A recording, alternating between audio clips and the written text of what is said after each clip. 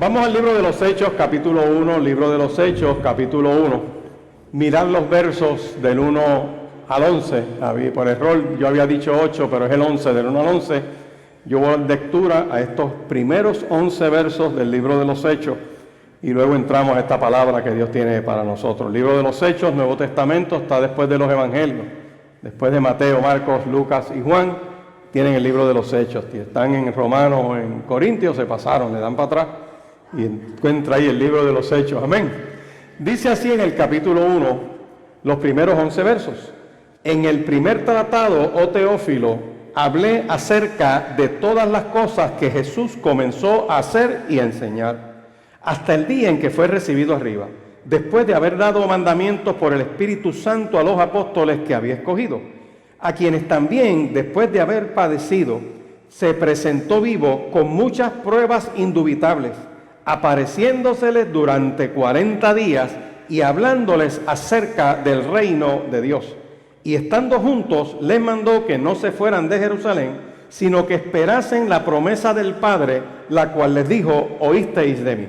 Porque Juan ciertamente bautizó con agua, mas vosotros seréis bautizados con el Espíritu Santo dentro de no muchos días.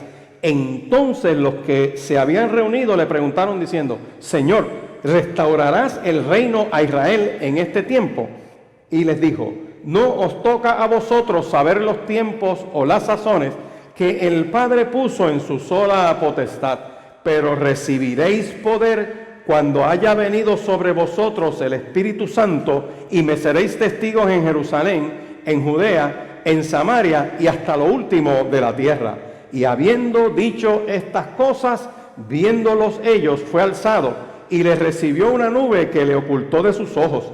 Y estando ellos con los ojos puestos en el cielo, entre tanto que él se iba, he aquí se pusieron junto a ellos dos varones con vestiduras blancas, los cuales también les dijeron: varones Galileos, ¿por qué estáis mirando al cielo?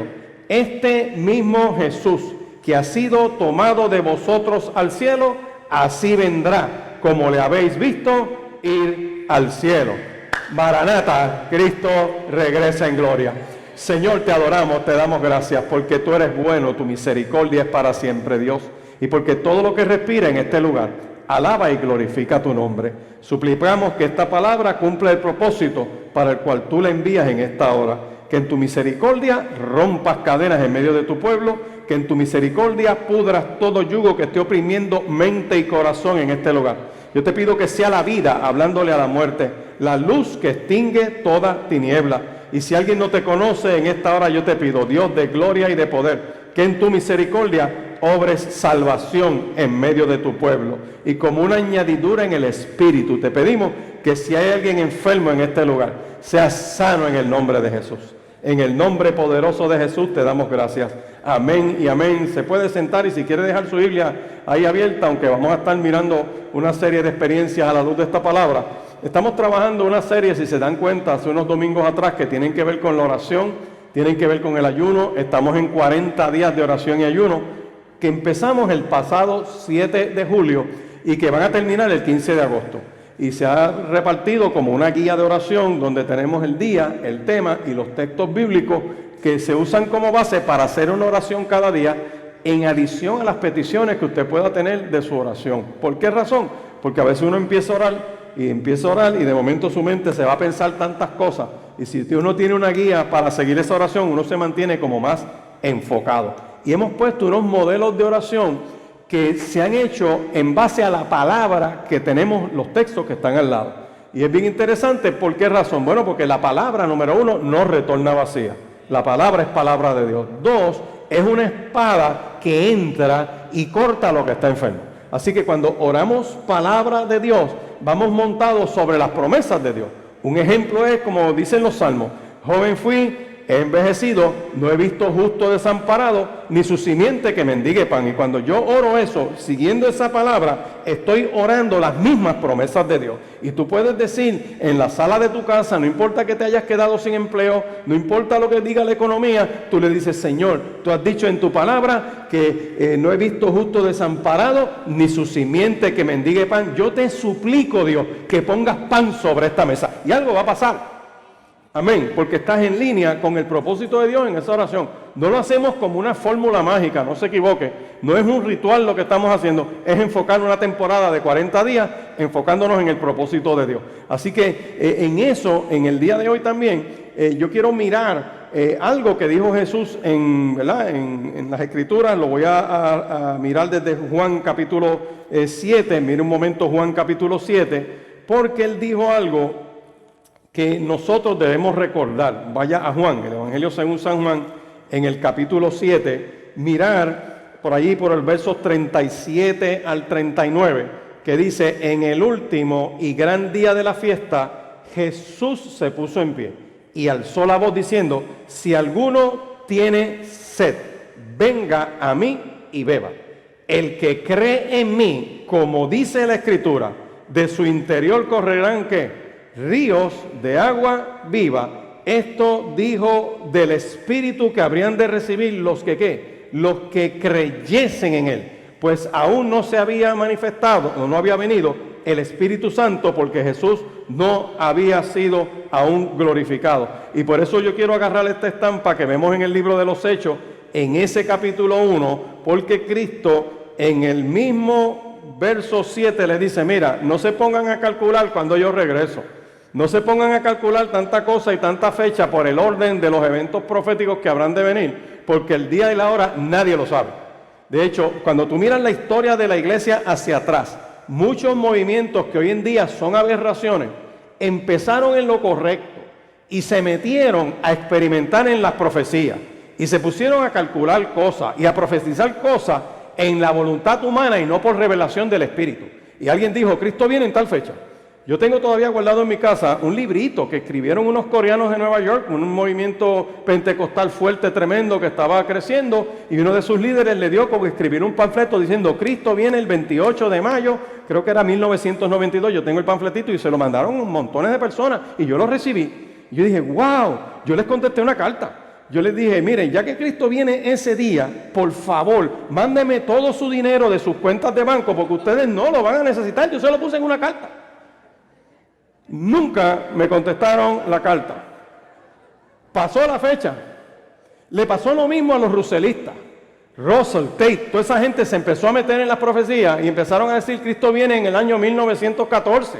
Y por eso todos esos testigos de Jehová, usted lo ve por ahí perdidos buscando la verdad, porque pasaron el bochorno histórico de profetizar algo que no ocurrió. Lo mismo le pasó a Elena G. de White, que se metió en el mismo problema y tiene el mismo lapachero. Y para tapar los embustes históricos se crean otra doctrina y crean otra cosa, y cuando usted viene a ver, son una aberración. Cristo les dice: no les toca a ustedes calcular eso, olvídense de eso, sáquense en eso del sistema. Aquí en Puerto Rico pasó con unos grandes evangelistas, empezaron a decir: en 1988 viene Cristo, y uno lo puso en la plaza de Guayama con un cruzacalle.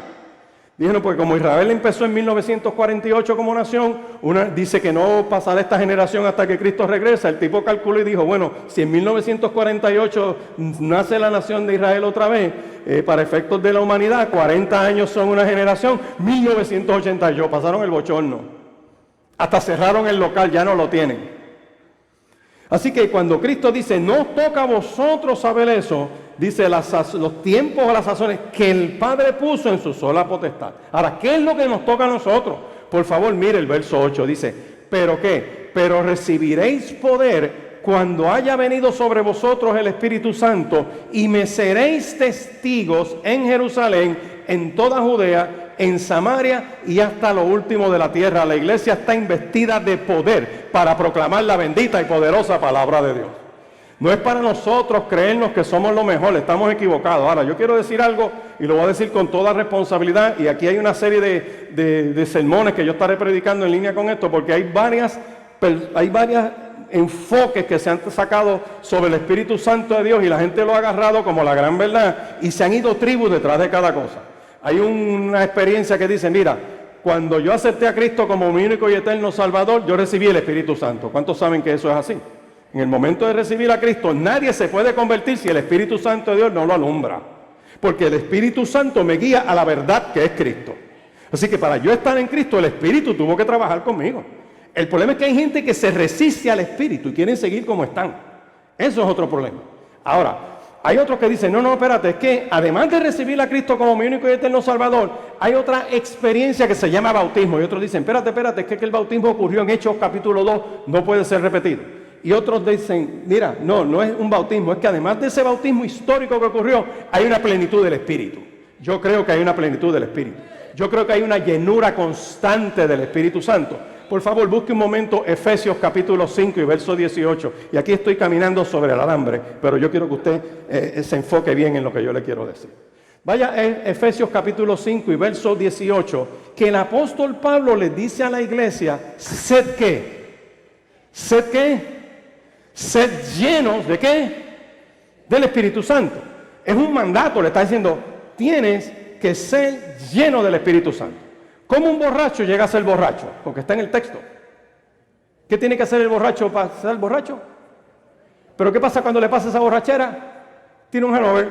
Y si quiere estar borracho al otro día, ¿qué tiene que hacer? Llenarse de alcohol otra vez. Y si la semana que viene quiere estar borracho, ¿qué necesita? La Biblia toma esa experiencia y dice, no se embriaguen en vino en lo cual hay disolución. Antes bien, ¿qué? Sed llenos del Espíritu Santo. Yo quiero tocar desde entrada un resumen de este sermón y usted puede discrepar teológicamente conmigo y después nos podemos sentar los maestros a estudiar esto, pero una vez la iglesia recibe la experiencia de Pentecostés, la iglesia nace como iglesia. Eso es lo que se está diciendo, que el Espíritu vino sobre ella, le da vida, le da poder y la iglesia presenta la palabra. Poco antes de eso se da la nueva creación, cuando Cristo le dice a los discípulos, después que Él resucita, sopla y le dice, reciban el Espíritu Santo. ¿Se acuerdan? Eso está en Juan capítulo 20. ¿Por qué Cristo sopla sobre los discípulos y dice, reciban el Espíritu Santo? Y después hay un bautismo para toda la iglesia.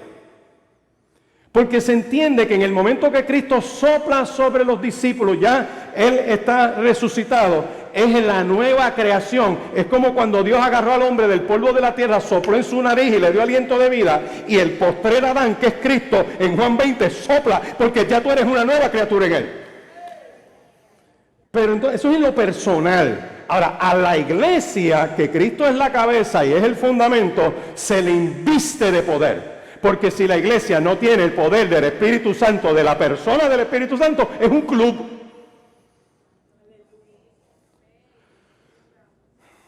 Bueno. ¿Qué dice Efesios 5, 18? ¿Sed qué?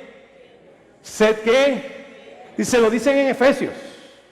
Eso no es un hecho histórico. Es una experiencia continua y constante de día a día. Cada día debemos ser ¿qué? Llenos del Espíritu. Ahora, hay 3 principios que quiero compartir. Número 1, el primero de estos principios, yo quiero que usted se acerque a esto, no para que entre en una pelea, porque esto ha dividido gente. Esto tiene denominaciones peleando. Y hay gente que cree que son los dueños del Espíritu Santo. Y ellos controlan el Espíritu Santo. Y ellos invocan que descienda, tú sabes, como si esto fuera un culto espiritista. No lo es, el Espíritu ya está. El Espíritu está en ti. Todo creyente en Cristo ha sido sellado por el Espíritu Santo de Dios. Y tú pasas a ser templo ¿de quién? Del Espíritu de Dios. Ahora, el primer principio es la objetividad de la verdad. La verdad, actualmente hay mucha subjetividad para evaluar lo que verdaderamente es auténtico. Gente se están dejando llevar por experiencias sensoriales, por experiencias de lo que sienten. Le dio cosquilla en el estómago, pastor, se me erizaron los pelos. Eso no es una experiencia del Espíritu. A mí se me erizaron los pelos en estreñimiento. Yo no sé usted. Un ejemplo de algo sensorial. Los discípulos están en la barca. Es de noche. Ven algo caminando sobre las aguas y ¿qué creen que es? ¿Un qué? Un fantasma. Y les dio miedo. No son experiencias sensoriales. Por eso es que el libro de Romanos te dice en el capítulo 8 que el Espíritu Santo de Dios le da testimonio a tu espíritu de que tú eres una hija de Dios. No es como tú te sientas. Mira, tú te puedes sentir deprimido y el Espíritu Santo de Dios está en ti.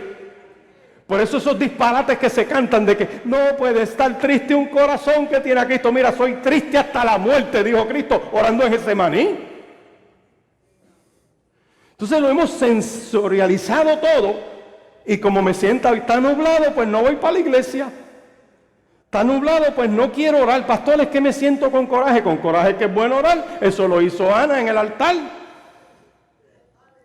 Es que yo no creo mucho. Vente en tu incredulidad. Gedeón le dijo al ángel, yo no te creo. Si Dios está conmigo, ¿por qué no me están dando esta pela? Eso está en Jueces capítulo 6. Ahora, nuestras opiniones, nuestras tradiciones, nuestras experiencias deben someterse al examen de la verdad bíblica. Yo les pido que nos metamos en la verdad bíblica.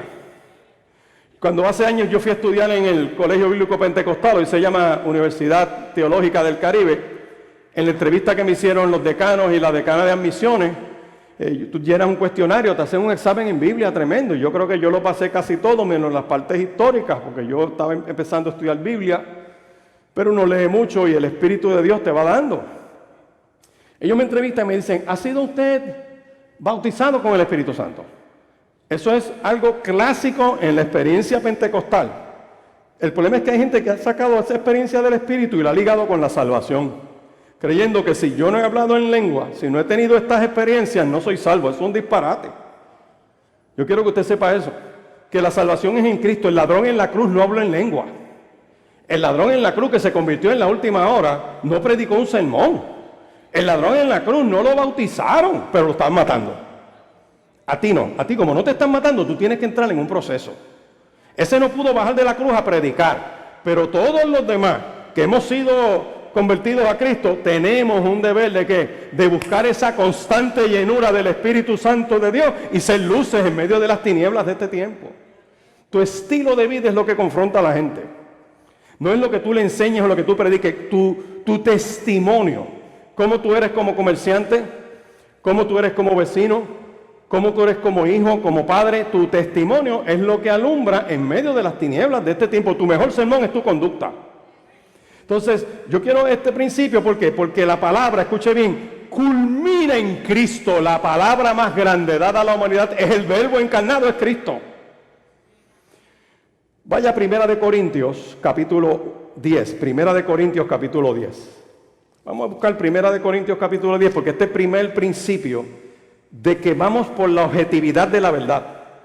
Cuando las iglesias, cuando los creyentes se apartan de la palabra, entran en serios problemas doctrinales y de aberración. La doctrina no es otra cosa que el estilo de vida que vivimos en torno a la palabra. Así que cuando yo tengo una falla moral, daño mi interpretación bíblica. ¿Por qué? Porque voy a tratar de acomodar mis embelecos a lo que yo estoy haciendo. Amén. Mire cómo dice Primera de Corintios, capítulo 10. Para resumirlo bien sencillo, mire el verso 11. Dice, y estas cosas les acontecieron como ejemplo. Y están escritas para amonestarnos a quienes, a nosotros, a quienes han alcanzado los fines de los siglos. Cuando tú miras los primeros 10 versos, dice, no quiero, hermanos, que ignoréis que nuestros padres todos estuvieron bajo la nube, todos pasaron el mar, todos en Moisés fueron bautizados en la nube y en el mar, todos comieron del mismo alimento espiritual, todos bebieron de la misma bebida espiritual, porque bebían de la roca espiritual que los guiaba, y la roca era Cristo. Está hablando del pueblo de Israel cuando lo sacan de Egipto y lo pasan por el desierto. Pero de los más de ellos no se agradó Dios, por los cuales quedaron postrados en el desierto. Toda esa gente que salió de Egipto, Dios la taló en el desierto. La generación que entra a la tierra prometida, toda es nueva excepto Josué y Caleb. Y mira cómo dice aquí. Dice, no, ni seáis idólatras como alguno de ellos, según está escrito, se sentó el pueblo a comer, a beber y se levantó a jugar. Ni forniquemos como algunos de ellos fornicaron y cayeron un día 23,000. Ni tentemos al Señor como también algunos de ellos le tentaron y perecieron por la serpiente. Ni murmuréis como algunos de ellos murmuraron y perecieron por el destructor. El apóstol Pablo le está diciendo a la iglesia de Corinto el resumen de lo que ocurrió en el Antiguo Testamento y le dice, aquello que pasó fue un ejemplo para ellos, pero para nosotros es un ejemplo de este tiempo. ¿Para qué?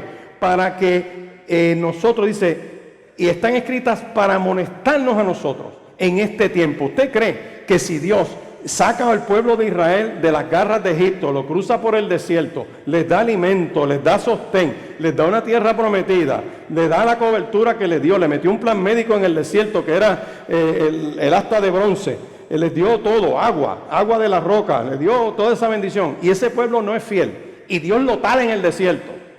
¿Usted cree que la iglesia, que ha sido comprada a precio de la sangre del Rey de Reyes y Señor de Señores, que el Espíritu Santo de Dios le da vida, puede tener el estilo de vida que quiera y que Dios va a dejar eso así? ¿Por qué? Porque aquí dice, eso está escrito como ejemplo a nosotros. Así que en la palabra marca con objetividad lo que nosotros tenemos que hacer. Ahora vaya a Romanos capítulo 15, pase unas páginas hacia atrás de Corintios y busque Romanos capítulo 15, verso 4. Dice, porque las cosas que se escribieron antes, para nuestra enseñanza se escribieron, a fin de que por la paciencia y la consolación de las Escrituras tengamos esperanza. Resumo este primer punto de la predicación para decir, toda tu experiencia y la mía la tenemos que pasar por la palabra. Porque, miren, yo respeto que Dios te habló. Hay gente que me dice, pastor, Dios me dijo esto. Pastor, yo tuve esta experiencia. Amén. Si Dios te dijo eso, ¿quién te lo puede cuestionar? No es que Dios me habló. Bueno, pues si Dios te habló, no me preguntes a mí. Si Dios te habló y tú tomaste una decisión, ¿para qué vienes a decirme algo? Ahora, cuando yo te digo lo que Dios habló, tú lo tienes disponible en la palabra. Dios le da a la iglesia discernimiento. Por eso es que tenemos que congregarnos. Aquí hemos tomado algunas decisiones, hemos revisado material bíblico para estudiar unas cosas y nos reunimos el grupo de maestros y hablamos unas cosas. ¿Por qué? Porque en esa multitud de consejeros es que se manifiesta Dios, es el cuerpo. Amén. O sea, por eso yo siempre les digo, la autoridad es dada ¿a quién? A la iglesia. Es el cuerpo de Cristo, el Espíritu de Dios habita en cada uno de nosotros.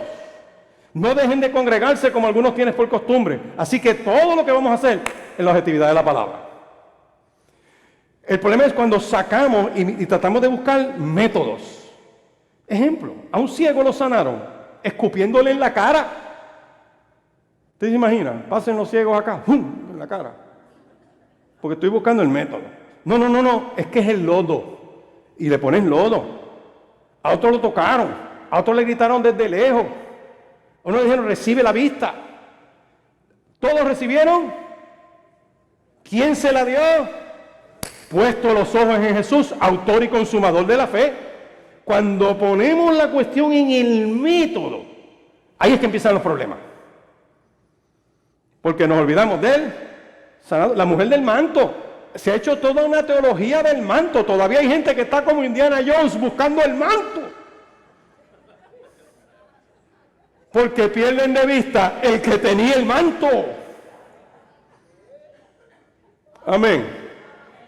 Así que el primer criterio es que la objetividad de la verdad y la verdad revelada es Cristo. Número 2, la centralidad de Cristo. Todo lo que la iglesia tiene que hacer para mantener la unidad es puesto los ojos en Jesús, autor y consumador de la fe. ¿Quieren una metáfora de esa unidad de la iglesia? Después se busca en el libro de Josué. Cuando Josué en el capítulo 1, Dios le habla y le dice, como yo estuve con Moisés, voy a estar contigo. Y le da una experiencia en el capítulo 2 para que vayan a ver lo que está pasando. Y en el capítulo 3, las instrucciones que le dan a los sacerdotes. En el libro de Josué es que los sacerdotes tienen que agarrar el arca, ir adelante, el pueblo ir de lejos mirando el arca, porque cuando esos sacerdotes pisaran el río que estaba crecido, esas aguas se iban a aguantar desde lejos, las otras aguas corren y se hace un corredor en seco. Pero el pueblo tiene que poner los ojos en el arca, porque para que un pueblo pueda caminar unido, tiene que poner los ojos en Jesús, autor y consumador de la fe. Cuando pongo los ojos en otra cosa, me pierdo. Amén. Vaya a Juan capítulo 3, para enfocarlo todavía un poquito mejor, y hay unos cuantos textos que voy a tocar. Juan capítulo 3, versos 16 al 21, Cristo hablando. Nuestro Señor y Salvador Jesucristo le está hablando a un abogado que se llama Nicodemo, que viene a verlo de noche. Era juez del Tribunal Supremo de Israel, miembro del Sanedrín, maestro de la ley. Sabía mucha palabra, sabía mucha historia, dominaba todos los textos, y Cristo le mete las manos a este hombre. Y le dice, como Moisés levantó la serpiente en el desierto, tú conoces esa historia que está en el libro de los Números, así es necesario que el Hijo del Hombre sea levantado, para que de la misma manera que el pueblo de Israel, cuando era mordido por una serpiente y el veneno los iba matando, miraban el asta de bronce, el veneno perdía el poder que tenía sobre ellos y no morían. De la misma manera, todo aquel que pone los ojos en Cristo Jesús, por la fe, es salvo, porque el pecado pierde poder sobre esa persona y pasa de muerte a vida. Exactamente lo mismo. Y aquí viene lo que el Cristo le dice, porque de tal manera amó Dios al mundo, que ha dado a su Hijo unigénito, para que todo aquel que en Él cree no se pierda, mas tenga vida. Todo aquel que ¿qué? Que en Él cree. Porque no envió Dios a su Hijo al mundo para condenar al mundo, sino para que el mundo sea salvo por Él. El que en Él cree no es condenado, pero el que no cree ya ha sido condenado, porque no ha creído en el nombre del unigénito Hijo de Dios. Vaya a Juan 14:6. Juan 14:6, Cristo dijo estas palabras: yo soy el camino y la verdad y la vida. Nadie viene al Padre si no es por quién. O sea, que tú vas a tratar de llegar a Dios a través del pastor, te perdiste. Nos perdemos los dos. Es Cristo el camino. No es un camino, es el camino, es la verdad y es la vida. Nadie se conecta con Dios si no es por medio de Cristo. Ahora, hay otro texto más que quiero dejar. Está Colosenses. En Colosenses, por favor, usted pone unas notitas porque ya el tiempo ha corrido. No sé si soy yo. Deja ver, Dios mío. Mire cómo dice: Cristo es cabeza de la iglesia, Colosenses 1:18. El propósito de Dios es que en todo Cristo tenga la preeminencia, porque en Cristo habita corporalmente toda la plenitud de la deidad, Colosenses 2:9. Y vosotros, tú y yo, estamos completos en Él. Al tú aceptar a Cristo como tu único y eterno Salvador, tú estás completo en Cristo. No necesitas un ritual adicional. No necesito otro tipo de experiencia. Tengo mi salvación. ¿Estamos claros hasta ahí? Ahora bien, hay algo más que debemos mirar. Vaya un momento a Juan capítulo 4, versos 10 al 14. Juan capítulo 4, versos 10 al 14, porque en ese capítulo se explica algo bien interesante. Miren, cuando Cristo se encuentra con la samaritana en el pozo, y es lo que quiero que miremos, y vamos a mirar varios domingos en esto, le dice a la samaritana: si conocieras el don de Dios, y quién es el que te dice dame de beber, tú le pedirías y él te daría ¿qué? Agua viva. La mujer le dijo: Señor, no tienes con qué sacarla y el pozo es hondo. ¿De dónde pues tienes agua viva? Y aquí viene: ¿acaso eres tú mayor que nuestro padre Jacob, que nos dio este pozo del cual bebieron él, sus hijos y sus ganados? Le responde Cristo: cualquiera que beba de esta agua volverá a tener, mas el que bebiere del agua que yo le daré, no tendrá sed, sino que el agua que yo le daré será en él una ¿qué? Una fuente de agua que salta para vida. Por eso es que Cristo en el capítulo 7, eso es a la mujer le dicen: tú bregas con un pozo, yo te ofrezco un río. Y hay gente que todavía está en el pozo de su ritual, de su issue denominacional. Y Dios te está diciendo: sal de ese pozo porque tengo un río. No estoy hablando de experiencias emocionales. Yo creo que hay más de lo que estamos viviendo. ¿Cuándo creen que eso es así? Y vamos a tratar de meternos en esa experiencia. Es la dependencia del Espíritu. Cuando dejo de depender de mi control y me pongo en las manos de Él, eso es lo duro del Evangelio. Tengo que soltar lo que me da placer para decirle: Dios, guíame tú. Señor, tú sabes que tengo estos corajes porque me quiero desquitar, y Dios te dice: entrégame eso, mía es la venganza, te dice el Señor. Entonces, hasta que no acabemos de soltar eso, estamos en el pozo. ¿Cuántos queremos salir del pozo? Por eso ser lleno del Espíritu es una experiencia constante. Y yo quiero llamar a la iglesia a que entremos en esa experiencia. Por eso es que Cristo separa ese día de la fiesta. Vaya a Juan 7, se lo voy a repetir. Versos 37 al 39. Jesús les dijo, si alguno tiene sed, venga a mí y beba. Yo tengo sed, iglesia. El que cree en mí, como dice la Escritura, de su interior correrán, ¿qué? Ahora mira lo que dice el próximo verso. Esto dijo del Espíritu que habrían de recibir. No es una cosquilla que nos va a dar. No es que yo ignore mis problemas. Puedo estar enfermo y yo no ignoro mi enfermedad, pero eso no me roba mi salvación. Ni el gozo. Puedo estar sano, camino al infierno. Y puedo estar enfermo, camino a mi plena, eterna bendición. Es que hay más, me van a tener que dar como 10 minutos. ¿Quién va a dar la clase? Te voy a tumbar 5 minutos te voy a tumbar de esa clase. Por eso es que Hechos 1, vaya otra vez a Hechos 1, que fue donde empezamos, versos 6 al 8. Cristo les dice, no les toca a ustedes meterse en los tiempos o las sazones, pero recibiréis poder. Cristo le dice, aquí lo importante es que recibiréis poder cuando haya venido sobre vosotros el Espíritu Santo. ¿Para qué es eso? Para ser testigo. La Biblia dice, y recibiréis poder y me seréis testigos. No dice, y tendréis templo y me serán testigos. Y tendrán internet y me serán testigos. Y tendrán micrófono y me serán testigos.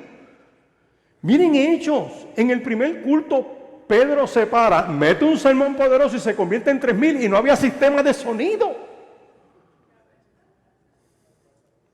Pero era por el Espíritu. Y el sermón es la muerte y resurrección de Cristo.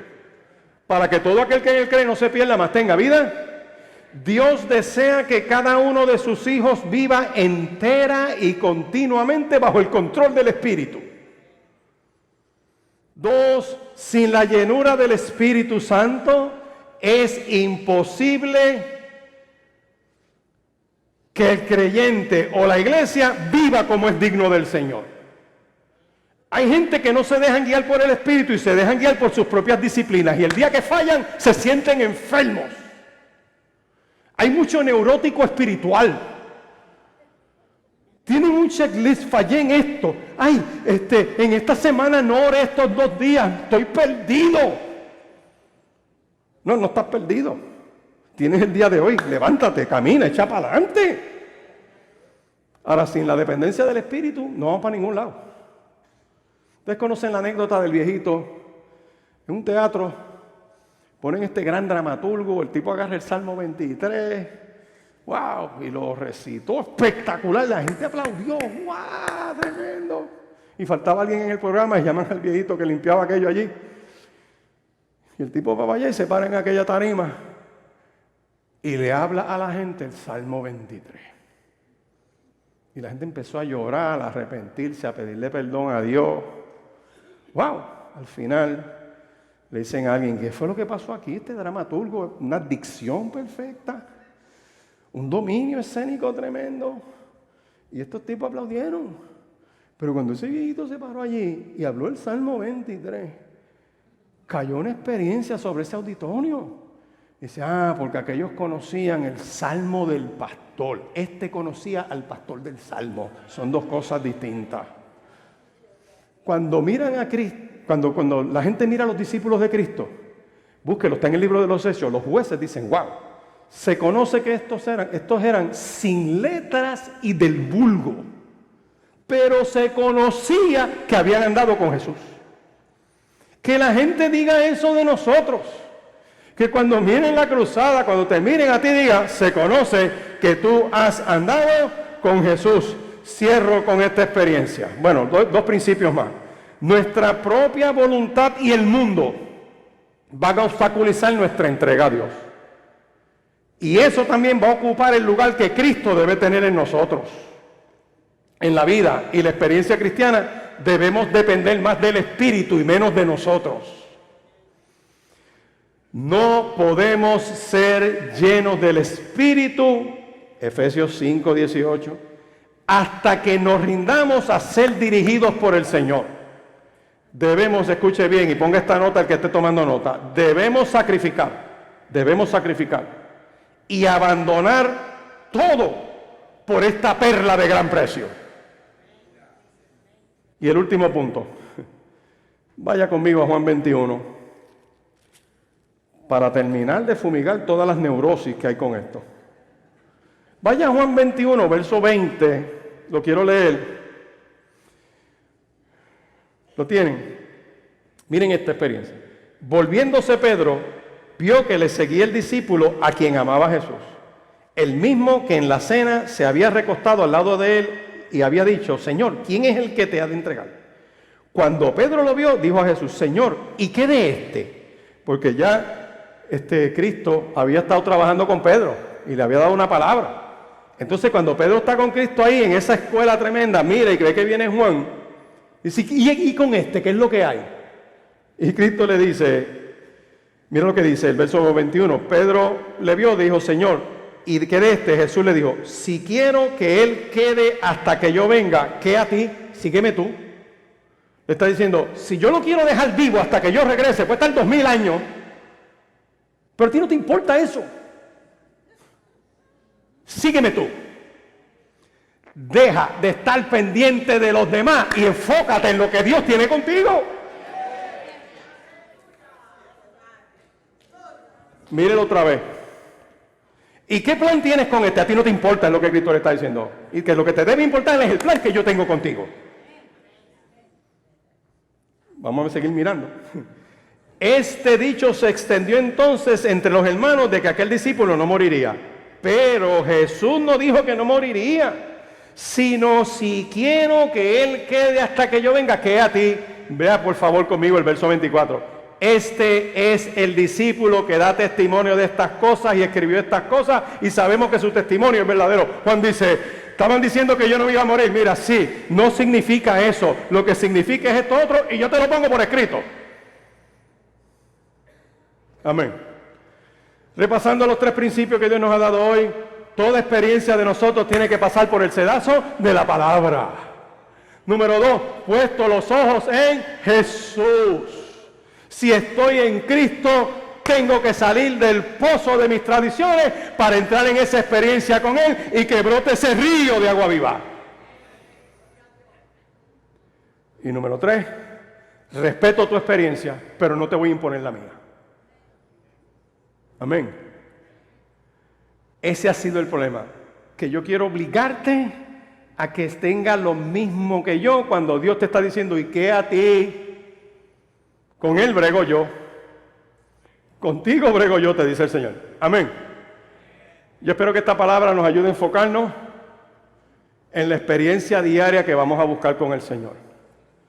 Quiéralo llamar segunda experiencia, llámelo plenitud. Yo no voy a entrar en esas calibraciones, ni en discusiones estériles. Yo le pido a la iglesia que busquemos esa plenitud, esa llenura, agarremos ese sed llenos del Espíritu y vamos a ver cosas nuevas en nuestras vidas para la gloria del Señor. Amén. Wow. Habrá alguien en esta mañana que dice: Señor, yo necesito que tú me llenes, pero yo vi en ese sermón que tengo que dejar cosas y quiero dejar aquello que me esté estorbando ya. Mira, quizás no es un pecado, hay que dejar el pecado. Quizás es una manía.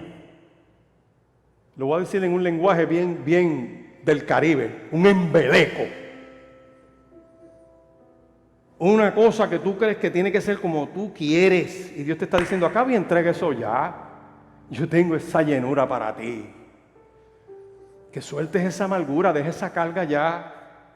Que vivas en esa plenitud del Espíritu. Es lo que nos está diciendo el Señor en esta mañana por medio de esta palabra. Yo no te estoy diciendo que te metas en una nueva tradición, porque no te estoy hablando de una nueva tradición. Te estoy diciendo que nos metamos todos en esa relación de dependencia de Él. Si entramos en Cristo, ríos de agua viva tienen que correr. A la samaritana se lo dijeron: sal del pozo, te tengo un río. A la congregación completa le dijeron: vengan a mí y beban, porque el que me crea será una fuente de agua que salta para vida eterna. Y en Efesios se lo remachan otra vez: sed llenos. Habrá alguien que dice: necesito ese compromiso con Dios. Si esa persona, póngase en pie ahí donde está. Yo le voy a pedir a Dios Eso es, Señor, entrego lo que tenga que entregar ya. Quizás es un coraje viejo almacenado. Hay gente que te cuenta las experiencias dolorosas como si fuera anoche. Yo te digo, ¿cuánto te pasó eso? Hace 5 años, pastor. Pues eso está bloqueando ese fluir de Dios en ti. Dios te está diciendo, quiero repartirte esa bendición. Díselo, Señor, yo necesito que ese río fluya, necesito que ese río fluya. Dependo totalmente de ti. Vamos a orar, vamos a hacer esta oración. Gloria a Dios. Señor, te adoramos, te damos gracias, bendecimos tu nombre. Dios, porque tú eres bueno, tu misericordia es para siempre. Te damos gracias porque al creer en Cristo recibimos tu Espíritu. Te damos gracias, Dios, por esa experiencia de la salvación en Cristo Jesús. Pero tú nos dices en esta palabra que correrán ríos de agua viva, que seremos fuente de agua que salta para vida eterna. Que seamos llenos de tu Espíritu. Y para eso, Señor, en esta hora nos arrepentimos de todo pecado. Nos arrepentimos de los modelos del mundo. Dejamos toda carga, toda amargura, toda ansiedad, todo aquello que quiere bloquear e impedir esa entrega total a ti. Entregamos nuestra vida en términos de todo nuestro control para que tu Espíritu Santo nos guíe. Ayúdanos, Dios, fortalécenos a andar como es digno de ti. Mira cada hogar y cada familia aquí representada, y esto que nos ponemos en pie y decimos, esto es para mí. Gracias, Señor, porque es posible ser lleno de tu Espíritu cada día. En el nombre poderoso de Jesús. Amén y amén. Qué bendición, qué privilegio